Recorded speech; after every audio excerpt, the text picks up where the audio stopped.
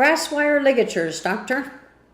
What in the heck are brass wire ligatures? I don't know if you use these, but it's a handy little tool that can really help with ectopic eruption. Let me tell you a little bit about them. Typically, it's used for an erupting 12-year molar, a 7, that is trapping on the 6-year molar, the 6. And the reason that they're so handy is that you can't very well get rid of the wisdom tooth that's back there exacerbating the problem in many cases. Sometimes it's not, but usually it is. And you have, at that stage, you may not have enough development for a surgeon to be comfortable taking that wisdom tooth out. So here you are with a 6-year molar and a trapping 12-year molar. And if you can get a little bit of local anesthetic back there, do a block, do a lingual and an inferior alveolar.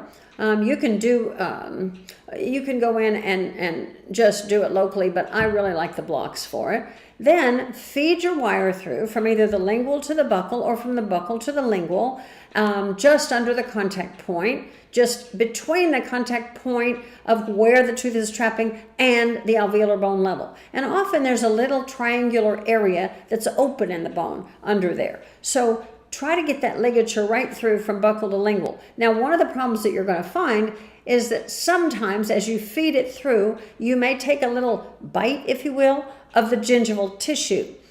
And that's really okay because that's going to heal. So don't worry too much about it as you come through. But try, obviously, to avoid going through the soft tissue.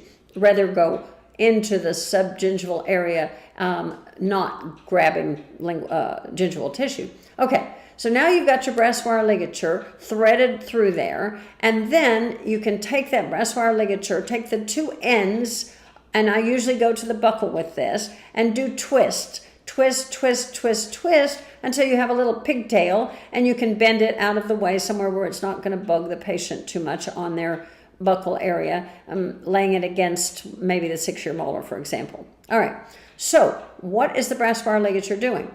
Two things. One, it actually, as you snug that pigtail, you can actually put a little bit of pressure on that 12-year molar to get it to maybe respond to the pressure and distalize and upright itself a bit.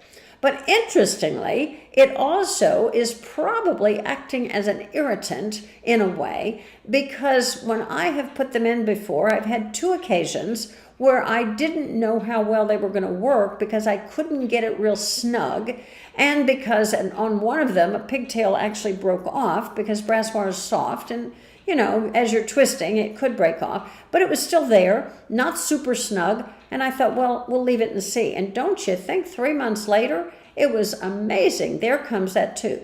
So I believe that it acts a little bit like an irritant, as well as putting some actual pressure or force on the 12-year molar.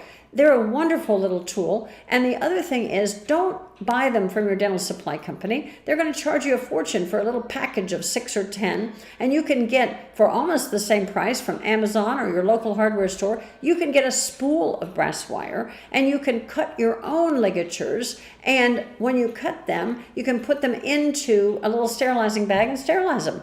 Now you have the same thing that you're going to buy for a lot more money, and you can cut them in lengths that are a little bit longer. Often the ones you buy from the supply company are too short. So those are some thoughts about brass wire ligatures, and keep in mind that whether it's an irritant, whether it's putting pressure, somehow the magic of the human body, i.e. the magic of eruption, is going to occur with your help with this little brass wire ligature.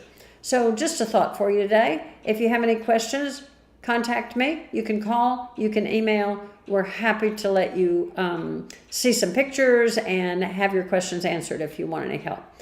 Dr. Chris, signing off.